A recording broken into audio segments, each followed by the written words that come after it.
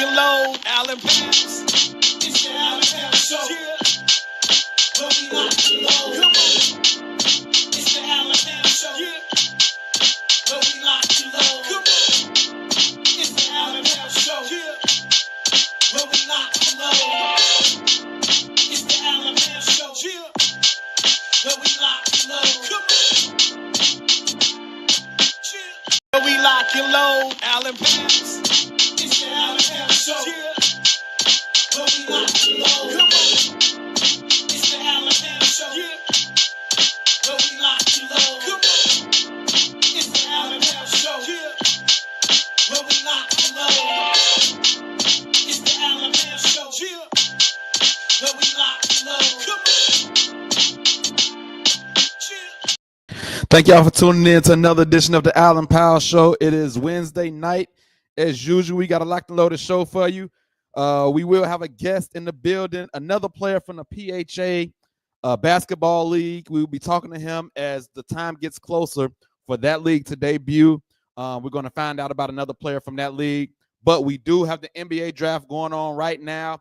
And as expected, Cooper Flagg did go number 1 to the Dallas Mavericks. And it wasn't a shock. It wasn't a shock. Everybody projected him to go number 1. But my question is, how do y'all feel about Cooper Flagg going number 1? How is he going to do in the league? I know everybody's hyping him up like he's going to be the next great thing, but I've seen great players fail in the NBA. And what comes to mind, Adam Morrison was great in college, didn't work out in the NBA. It's been other players. Christian Laettner, I don't think he lived up to the hype of how big he was in college. And so I'm just looking at this pick. Cooper Flagg, I seen him play a few times. He got great skills. But I just want to pump the brakes a little bit, man, on Cooper Flagg. Do y'all think he's going to actually be what he's projected to be, or does he have big bust potential?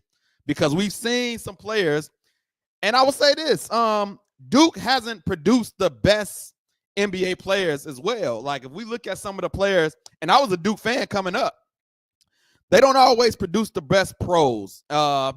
Jason Tatum has panned out well, but I remember I was in the Trajan Langdon, Jay Will, that era, and there was a lot of players from that school that didn't pan out great.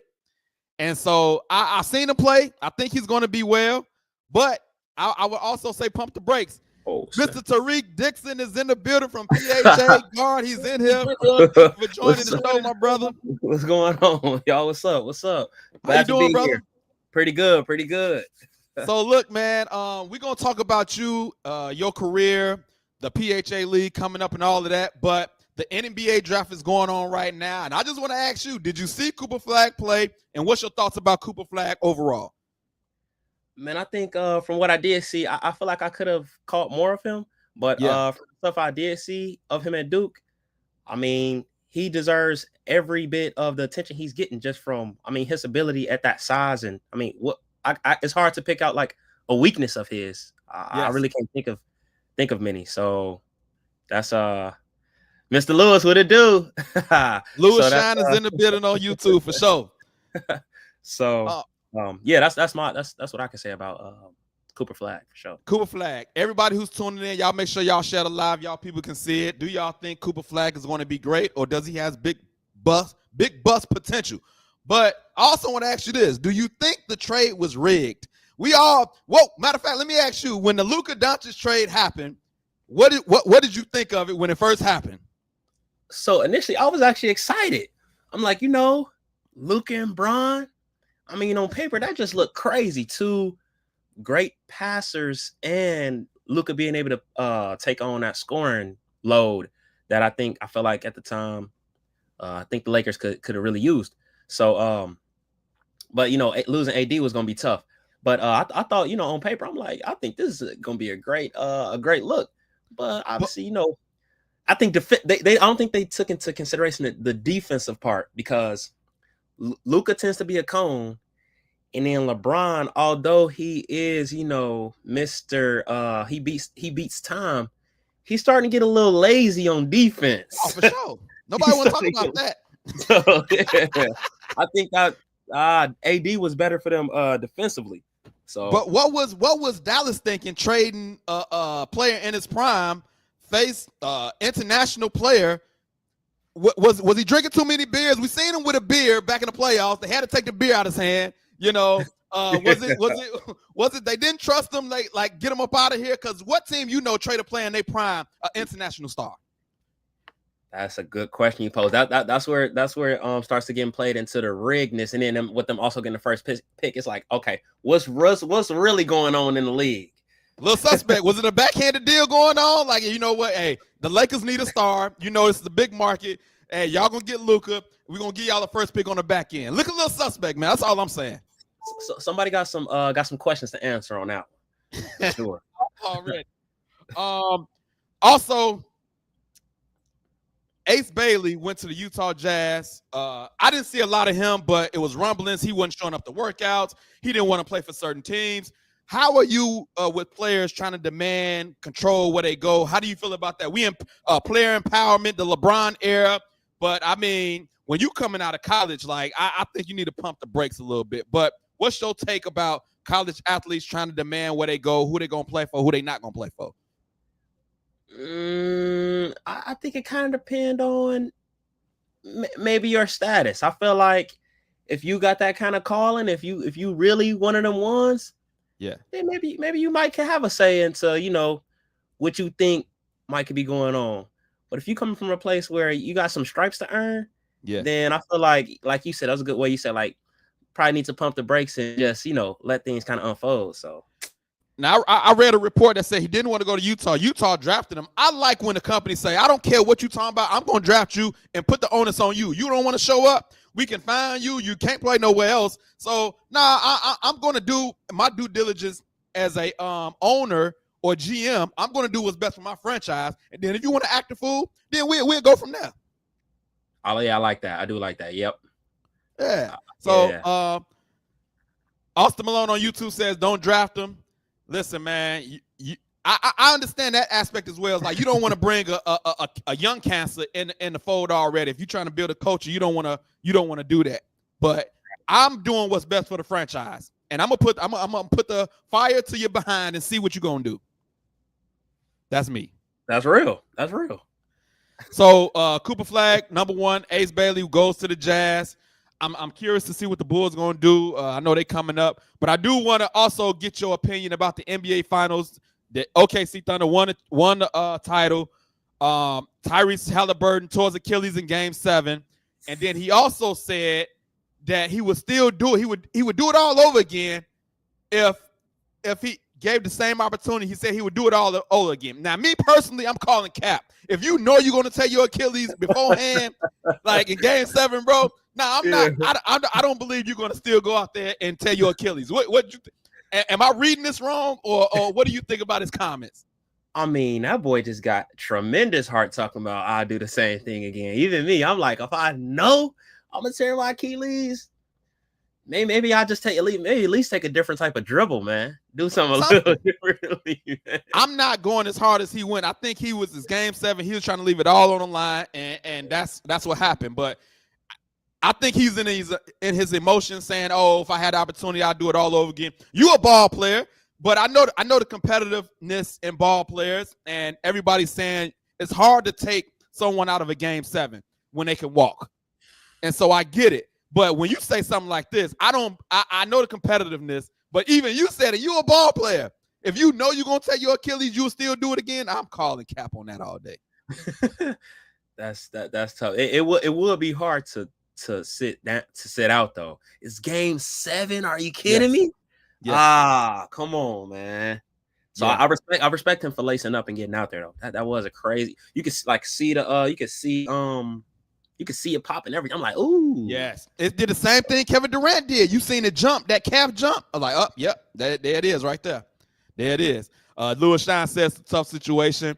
But like I said, if you know beforehand, like, either I'm gonna take it easy or I'm like, you know what, y'all got to go, y'all got to do that. But we know he probably would have took a lot of heat if he didn't play as well. True. Yes, kind of lose. Yes. Lose.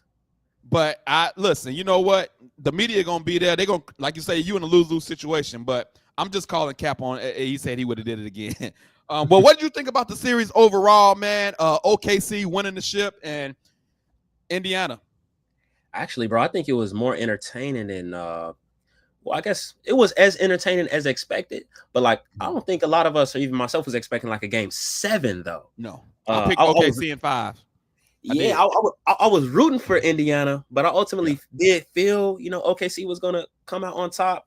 But when the Pacers snuck that game 1, I'm like, oh, you know what I'm saying? I'm like, they had no business in that game, and then somehow, some way, you gave them a chance, and Tyrese is clutch. He's clutch. He got the clutch gene all day.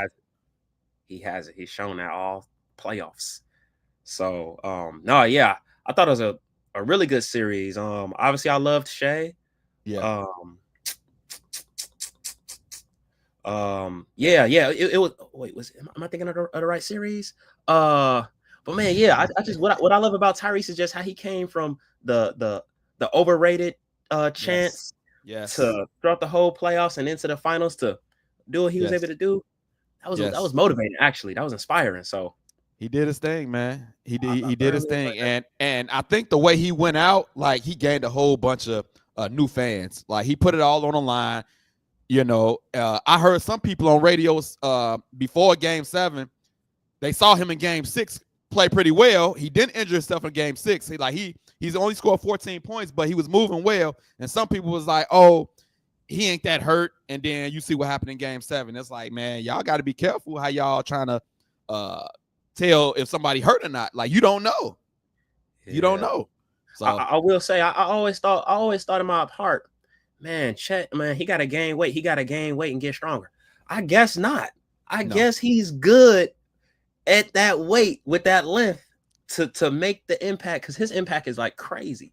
And we seen the example of Kevin Durant, the Slim Reaper. He been slim his whole career, and everybody was saying he would pick up weight, and I think he probably picked up a few pounds, but it was nothing that people like, oh man, okay, he really done bulked up. Like, no, he been slim. Yeah, nothing crazy.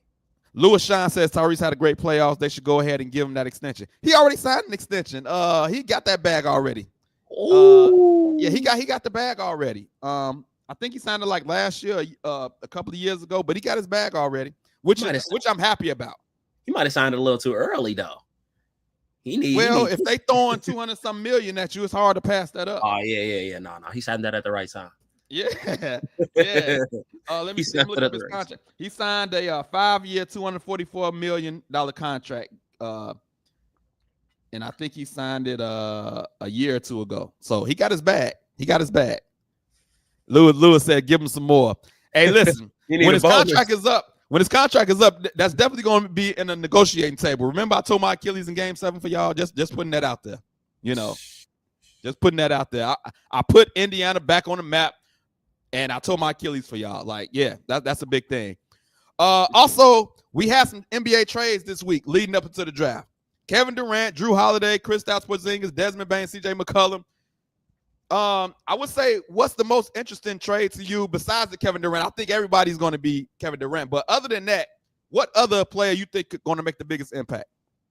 To be honest, I need some more insight on a couple of these. Where's CJ McCollum headed to? Do you know? To Purgatory. He went to the Wizards. For Jordan Poole. Like, yeah, I don't really understand that trade, but I know they said he's on a like expiring contract or 1 year left, and so I guess they try to get younger, but it didn't make that trade made no sense to me. No sense. You go Jordan Poole for CJ McCollum. It makes no sense to me. I don't get it. They not trying to win, man. No. CJ was a steady force for the Pelicans, but I think they need to just go ahead and if you got rid of CJ, you need to go ahead and get rid of Zion. It ain't working out. He can't stop eating. He getting stars pregnant, and he all over the place, man. There's a lot going on with Zion, man. Like he got a lot going on, man. I think you need to change the scenery. He can't get right, man. He stay injury prone. I think it's time for a change. Yeah, I tend to agree with that. But I think the Desmond Bain trade got a chance to be the biggest impact. Him going to Orlando with Paolo and that young core, like Desmond Bain, I think got a chance to and the East is wide open, as you see, with Tatum Achilles torn, Halliburton Achilles torn. The East is wide open. Just got to watch out for them Cavs, but I know they got hurt. They got hurt late too, though. And they talking about they got people on the trade block because they don't want to be in the luxury tax. So they saying like only untouchables is Mobley and Mitchell. So Allen and Darius Garland is rumors to be on the block. So we'll see what happens with that. You know, and we see that's the reason why the Celtics got rid of Drew Holiday and Porzingis. They saved $180 million. God, you know, for the luxury tax. And so they also thinking they're getting calls from what's the dude with the nasty hairline, Derek White. They're getting calls from Derek White and Jaylen Brown. I don't think Jaylen Brown gonna go anywhere, but they getting calls on him too. But you know that luxury tax is crippling teams now. And you know, with Tatum being injured, they don't expect to do a whole lot because he might be out for the whole season. So I just think they was like, well, if we're not gonna win the championship, might as well try to get this luxury tax intact. Take a year off. Yeah. Yeah. Okay. How you feel about the Kevin Durant trade though to Houston? I was talking with some friends in the group chat about that, and people was pretty excited. I got a couple diehard KD fans in that chat, so they like it. They think it could be good, a good look in Houston. Man, I think this is the last hurrah for Kevin Durant. If he don't get it done with Houston, bro, you looking real terrible out here, bro. You looking real terrible. Like you starting to turn like a garden tool. Like, you know, it's getting bad out here, man. Yeah. You're going team to team. All right. Let's get to you, man. The league is coming up. Yes, Professional Hoops Association. I read a little bit about you. You're from Gary. You went to Andrean. What part of Gary are you from? So I'm from West Side, Tolleson area. Okay. Yeah. Cool. So, already, I'm familiar with that area. I grew up in Etna. Went to Word High School when I was there. I know you a young guy. You just came out from Andrean, and they called it Emerson by the time we was in high school. Exactly. Yeah. So I'm definitely familiar with the West Side. You played for Andrean. How did your high school? Tell me about that experience. Matter of fact, before you get there, one thing I like to ask about my guests that I have on, especially basketball players, is at what age did you know you had game? Coming up, growing up, at what age, like, oh, I'm giving these people that work. I got something here. I feel like a late bloomer, bro, because I want to say I started working on my game 4th, 5th grade. Okay. But by 6th, 7th is when I start to feel like, hey, I could take this somewhere. You know, I feel like above some of the other guys at my position that's hooping right now, just from all the work kind of my pops helped me put in the backyard, going through cones and, man, working on my jumper and all that stuff, you know, just as a young cat and then playing at the park. I'm starting to feel like, you know, I'm young, but, you know, we all the same age. I'm like, man, y'all really can't mess with me, I feel like. So, right around that age is when I start to feel like, man, I really can maybe chase this dream that I'm trying to go for. So probably around that age, 6th, 7th grade. Yeah. Tell me, you brought up the backyard, your pops working you out. I want to hear more a little bit. Tell me about the workouts, because every time I hear about that, you know, we seen the Jalen Brunson, the Rick Brunson videos of him when he was a child. Then I think about He Got Game with Jesus Shuttlesworth and his dad, and I know it's a movie. But, you know, Dale Curry, Steph Curry, how many shots he got to put up? What was your workouts like as a youth? What did your dad put you through? You know, man, that was a great question, because I have a vivid memory. I mean, I have a lot of memories of us, but there's a vivid memory where I always credit him and I credit myself at the same time. Okay. So this was maybe 6th grade, middle of the summer. You know, my dad comes home from working night shift, man. I get my work ethic from him. So it's like 7 a.m., 6, 7 a.m. Kind of nudged me a little bit in bed. He's like, hey, man, you want to because he was trying to ask me early before the sun came out and it got too hot out. Right. So like, hey man, you want to get up and go get some shots, get some work in? It's like it had to be no later than 7 a.m. Middle of the summer, I'm like maybe 9 or 10. Yeah. I'm like kind of like in my head, I'm like, nah, not not really. Right. But then like as I started wiping my eyes and I kind of heard, I'm like, I'm in my heart, I'm like, but yes, I do want to get up and I do want to go work on my game because I got this dream now. Already. So I was like, yeah, I do. And like when I look back, I'm like, you know what, Rick? You always really genuinely wanted. I could have said, nah, I'm sleeping. I want to play the Xbox in a few hours or something. But I was like, nah, man, like if you're willing to do that, yes. And we went out there and we shot no less. Seriously, he rebounded no less than 400 to 500 shots that morning. Wow. So that's the kind of stuff he kind of pushed me and showed me early what it take to, you know, chase something that you want to accomplish. So that's good stuff. You had a supportive father. Was he tough on you in the workouts? Was he tough on you? How was he as a coach? He actually had a good balance. If I wasn't going hard enough, he'd tell me, hey, come on, man. But at the same time, he would, you know, encourage me, I should say. Encourage me if I'm being too hard on myself because I think I'm not doing good enough. So I think he did a great stuff, man. I'm beyond grateful, you know, for all that stuff that he. That's good stuff. Like that. So yeah. At what age would you say you fell in love with the game of basketball?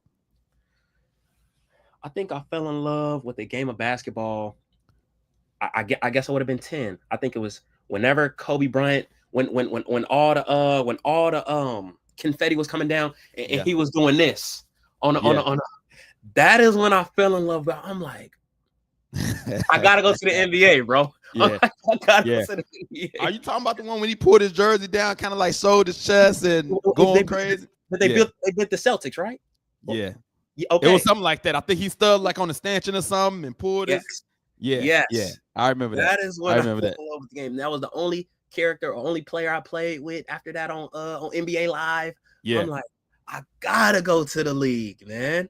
Yeah. So that's probably at that around 10, I'll say. That's dope. We got Professional Hoops Association guard Tarik Dixon live with the Allen Pals. Let me ask you, growing up, who was your favorite player growing up? I'm guessing it's Kobe by what you just said. Was it Kobe growing up? Your favorite player growing up? Initially it was Kobe, but it quickly became actually Derrick Rose. That was like my hero. Yeah, man. Especially because my dad is from Chicago. Then we moved to Gary. So like a Bulls fan by blood, watching the Bulls games, Derrick Rose was my favorite player for sure. Yeah. Already. And I'm definitely a big D Rose fan, Chicago fan. I'm Chicago fan, everything. So that D Rose era was some vicious, man. And I hate we didn't get a chance to pull it off against them LeBron teams, but you know what I'm saying? I enjoyed that time for sure. Who is your favorite player now? Do you have a favorite player right now that's playing? You know, it's interesting because my favorite player probably would be LeBron, although he doesn't play my position. But let me give you 3. Okay. The reason they're my favorite players is because I feel like they are all beyond basketball for like the person they are. Okay. And then what they bring to the game as well. So it had to be LeBron, Kyrie, and Steph. Okay. Those are my 3 favorite just because they don't really care what other people really have to say. And even like Kyrie, he doesn't really necessarily care to be politically correct. He just cares. He's like pro-human. He just cares for what's best. And then what they bring to the game, just amazing. So those are probably like my 3 kind of favorite players. Right now, I guess are that's a good 3, and those 3 are definitely box. So those are 3 people I would pay to go see for sure. Exactly. I'll pay to go see all 3. If I got the money, sign me up. I'm going to go see them. I know you a little young, but me coming up, the crazy part is my favorite player coming up was BJ Armstrong. He's a role player for the Bulls. Played with the Bulls, But that's who I was like. I knew I wasn't great, but I was like, I'm a role player, and I'm okay with that. Okay, I see you. That makes Yeah. sense. BJ Armstrong was for the old heads that stood in there. Y'all remember BJ Armstrong. I read that you also played in Thailand. You got to tell me about that experience. How was that playing over there? Oh man, it was amazing. Just for one, because it was my first time being international. So just the whole experience of the long flight and then language barriers. The food is way more higher quality than like you know what you get in America. It's all processed and Wow. factories. Right.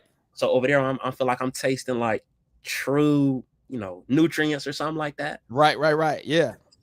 And then and then on the court, man, that was great. To be in a position where just I'm the import of the team and Yeah. my team wasn't the best, so it gave me a chance to really just rock out and show what I can bring to a club and just basically just turn up. I ended up finishing fourth in the league and scoring and all that good stuff. Wow. That's dope. That's dope.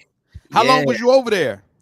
It was a summer league, so it was from like May to about August. So only just about 4 months, but it was great for me. It was getting great first foot in the door.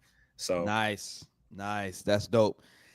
Played over in Thailand from Gary. You done had some experiences, but now let's get to the game experience. A question I like to ask, man, is what does Tarik like to listen to pregame? What gets him ready for the game? What is he listening to get him amped up for the game? What he got in his ear? You know, that is a very interesting question. I guess it depends. Sometimes I need to amp myself up. I need some Chief Keef type of Keef. Yes, I need to just get amped, but and like just get in that gorilla mode. But sometimes it's interesting. I just want to just be in a little bit of a zen. No, just and like, all right, I'm gonna let the game come to me. Like, I just want to be I don't want to be too crazy. I just want to be ready to go. So just kind of depend on my mood. It really does vary what I might listen to before the game. That's a good question. So if you trying to be in the mellow, is it like jazz, R&B? What does that look like? There's this band. They're called Moonchild. I don't even know. Shout out to Moonchild. I'm gonna have to go check them out. The genre gives me like a Mary J. Blige type of vibe. I say something like that. Okay. Like I guess what is that, R&B then, right? Yeah. So, something like that, kind of mellow me out. Get me some foam rolling in, some like massage, some Theragun. Get me ready to go. Yeah, man. I thought that's dope, like man. I can see that. I can see how a mellow mood can not make you do too much in the game because you already mellowed out. Exactly. That's nice. That's interesting. Interesting. So Tarik likes to listen to some Chief Keef and then some Moonchild if he's trying to be cool. Okay, that's good. What about any Shacked in the Food moments with Tarik Dixon? Have we had any Shacked in the Food moments during the career coming up? Anything that you can remember that would have made the Shacked in the Food if you was in the league? Definitely. Let me think. Oh, that's a good question. I'm trying. Oh my gosh. Okay, I got this one time. This is my freshman year in college. Yeah. I mean, technically the game didn't matter no more. Either we were down by a bit or we was up by a bit. Less than a minute left. But for some reason, the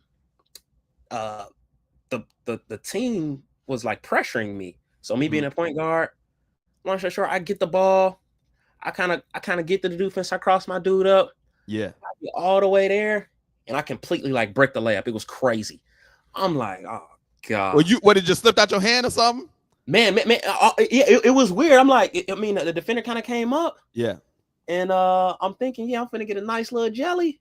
Yeah. I mean, straight backboard, man. Oh, yeah, definitely would have made Shacked in the Food. They would have had some props. They would have had some the effects. It was like he started out great with the crossover, but that definitely. So that's one that come to mind for sure. That's good. That's good. That definitely would have made Shacked in the Food. And so a lot of people on this platform, one platform we streaming on is called GOAT James Kingdom.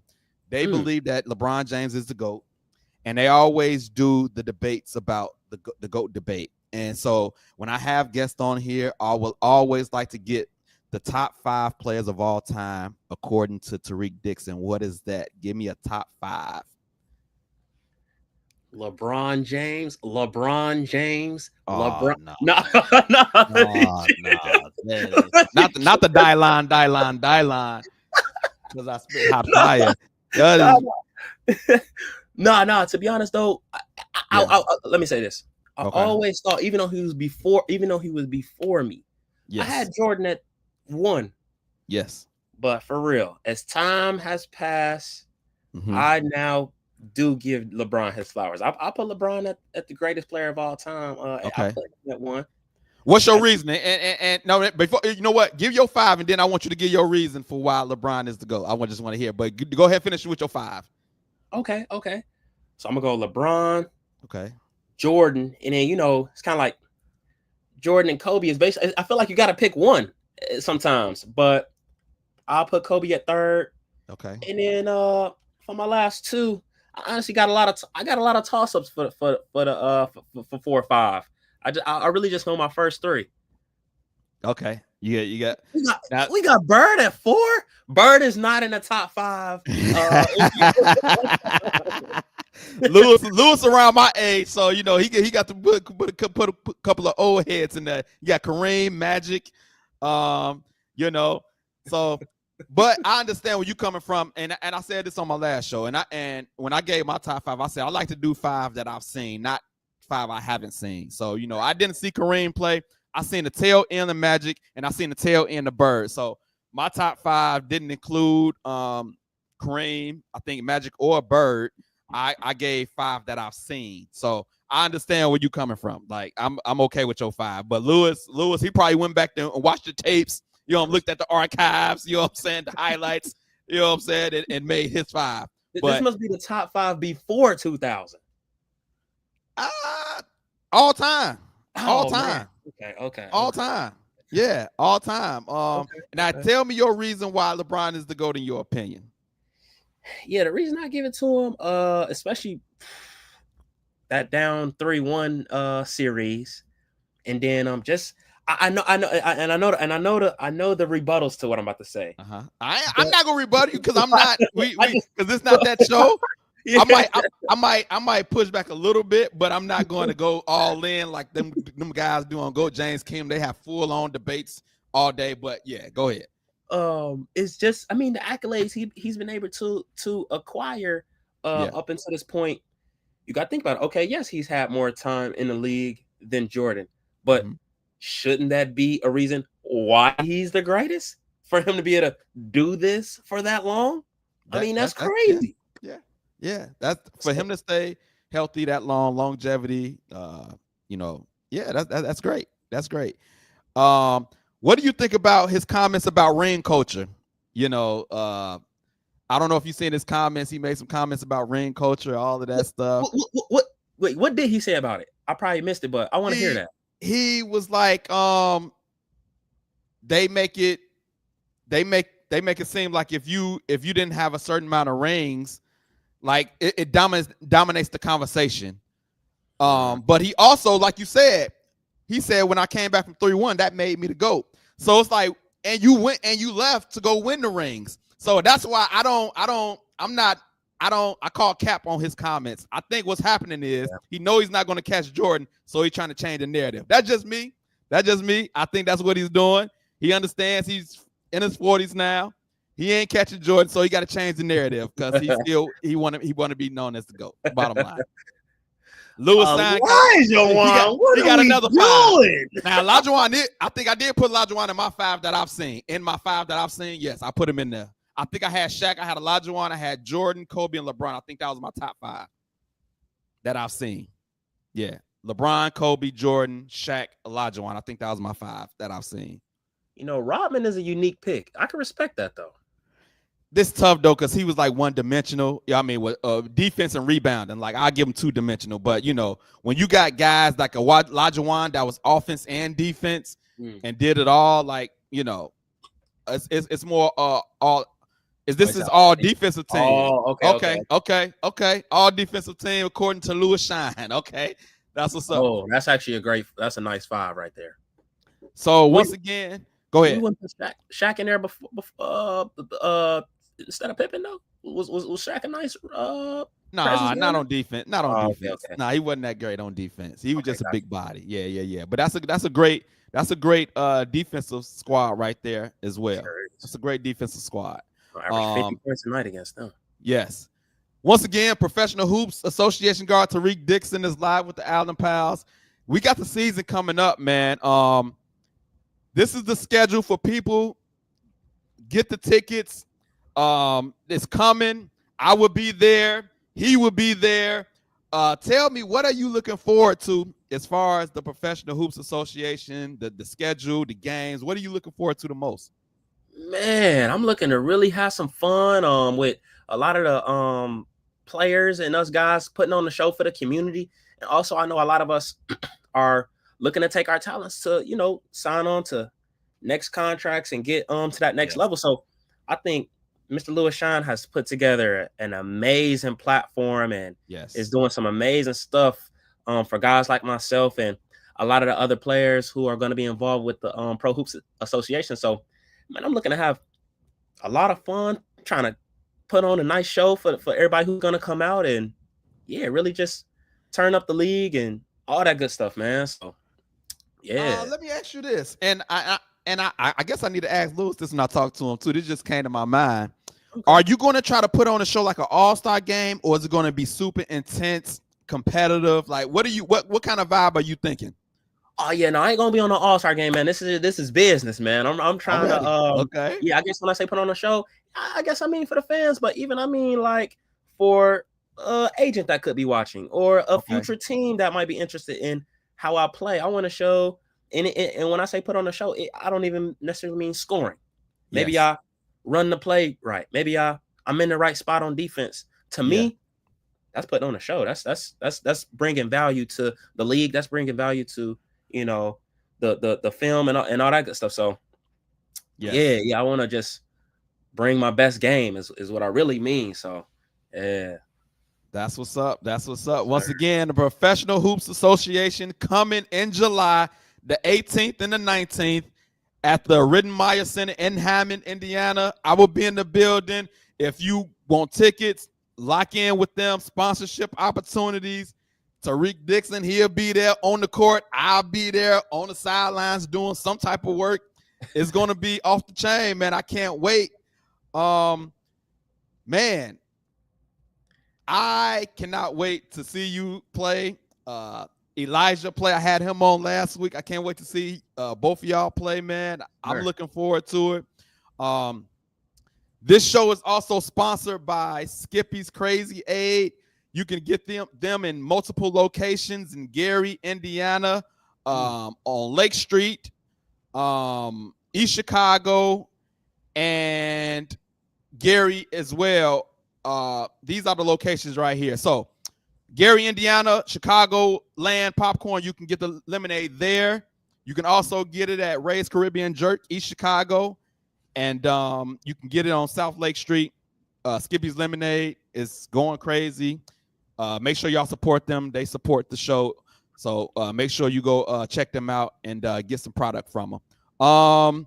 Louis Shine says the drinks will also be at the PHA games too. Professional Hoop Crazy Aid will be there as well. So you'll be able to check them out there as well. So other than that, man, Tarik, I appreciate you jumping on, man, telling the people a little bit about yourself so they can know who they watching on the court.